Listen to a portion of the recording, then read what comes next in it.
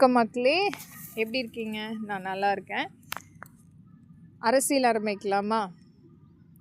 மக்களுக்கு அந்த 3 வேளை உணவருந்த வேண்டும், வசிப்பதற்கு வீடு கட்டமைப்பு, அனைத்து மக்களுக்குரிய வேலை வாய்ப்பு மற்றும் தொழில் வாய்ப்பு, மக்கள் கேட்கின்ற விலைவாசி குறைப்பு, நம்மளுடைய தமிழ்நாட்டினுடைய அதிகப்படியான கடனை அடைக்கப்பட வேண்டும், அதற்குரிய முறையான ஒரு நிரந்தரமான வருவாய் ஈட்டுவதற்குரிய திட்டம், அங்கீகாரமாக அடுத்த நிலைக்கு எடுத்து செல்வதற்குரிய நல்ல ஒரு சட்டமைப்பு, பெண்களுக்குரிய பாதுகாப்பு, குழந்தைகள் இன்றைக்கு பெட்டிக்கடையில் வாங்கக்கூடிய ஒரு தின்பண்டங்கூட ஒரு கஞ்சா கலக்கக்கூடிய சூழ்நிலையில் பணம் மட்டுமே ஒரு முக்கியத்துவம் கொடுத்த ஒரு அரசாங்கமாக நாம் பார்த்து கொண்டிருக்கின்றோம்.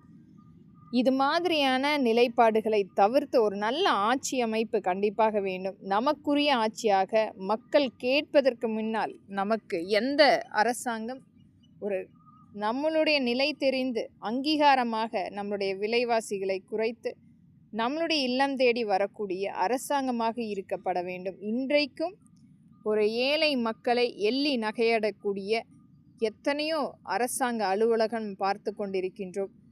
ஒரு வங்கிக்கு சென்றாலும் சரி, அல்லது அரசாங்க அலுவலகத்துக்கு சென்றாலும் கூட ஒரு அமர சொல்வதற்கு கூட இன்றைக்கு நிலைப்பாடு இல்லை. அவர்களை ஒரு துச்சமாக நினைத்து ஒரு நிராகரிப்பு மட்டுமே நாம் பார்த்து கொண்டிருக்கின்றோம். ஆனால் அந்த மக்கள் கொடுக்கின்ற ஒரு அதிகப்படியான வரியை மட்டுமே இன்றைக்கு இந்திய அரசு முழுவதுமே எடுத்துக்கொண்டிருக்கின்றது.